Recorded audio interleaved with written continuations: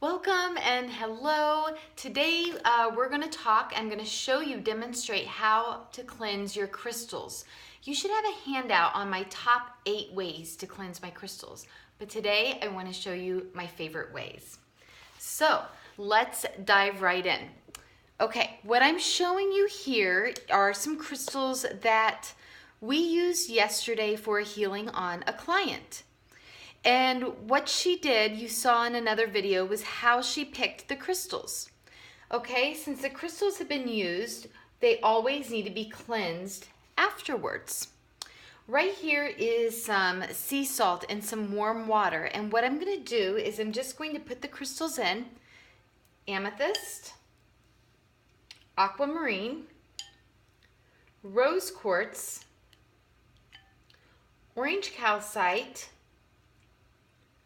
carnelian, smoky quartz, and you notice I skipped 3. I skipped the lapis lazuli, the emerald, and the petrified wood because I would not put those crystals in salt water to cleanse them. I will show you another way to cleanse them. Now that the crystals are fully submerged in the warm salt water, I am going to leave them there for 12 to 24 hours. So I'm going to go ahead, and since I have you guys here, these are some other crystals that were used yesterday, and I'm going to place them in as well. This is an auralite wand, and let's see, we have some clear quartz, more amethyst, and it doesn't matter if you guys cannot see these, do not worry. I will show you in later. Citrine and carnelian are going in. Another huge piece of carnelian. Green aquamarine. Another auralite 23 wand. And the rest of these crystals, rose quartz, amethyst, I'm going to be cleansing in a different way. Okay, red jasper, that's a new one. All right, so I'm going to go ahead and set these aside.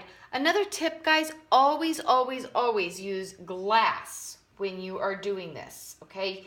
You don't want the salt water to break down the plastic and get those toxins in, and then the crystals will absorb the toxins from the plastic. So always use glass, okay? Now, for some of my bigger crystals, I just use this glass bowl,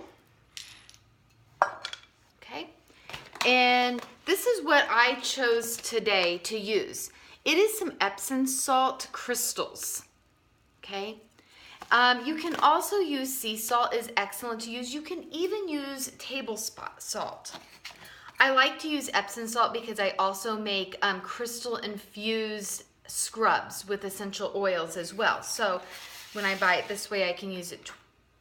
This is 1/4 of a cup, and I normally put in 1/4 of a cup for the smaller dish and about 1/2 a cup for the larger dish, okay?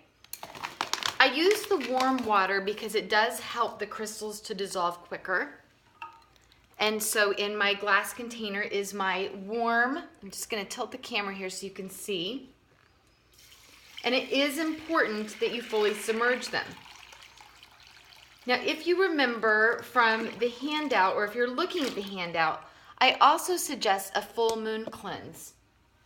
If you really, really want to cleanse a crystal, if it really feels sticky and that it's absorbed a lot of energy and it just needs to be cleansed, I love to do this together, to put my crystals in the salt water and then put them out in the full moonlight. Okay, so tonight's not a full moon, so I won't be doing that. All right, so I'm gonna put some bigger pieces in that dish. I used this yesterday, this amethyst wand during the healing because it really helps to direct the energy. And I use this under the massage table. My client was having some major throat chakra blockage. So this beautiful blue calcite was placed under the table right about where her throat was. Okay, so that is going to go in here. All right. Now, in another video, we'll talk about Dr. Emoto's scientific discoveries on water. But briefly, I just want to share with you here that he basically had about 4 or 5 different waters, okay? And what he did is he put a different intention in each water. And he taped it on the glass. Some he said, hate, you're ugly, and just hateful type words. And then on other ones, he put loving type words. And then he examined them underneath a microscope. And the water that had loving type words under the microscope turned into these beautiful crystals. And they almost look like snowflakes, okay? On the words that were infused with the hateful type of words, they looked very ugly and broken down, and there was no crystal formation. There was no sacred geometry in that water. So that brings me to my third point in cleansing the crystals with the salt water. Okay, 1, you want to use the glass, the warm salt water, and number 2, you can also put it underneath a full moon. And number 3, set the intention even with the water. Bless the water. As we learn from Nakia, everything is an energy, okay? So it's only going to help. All right, so that is how we cleanse our crystals using salt water.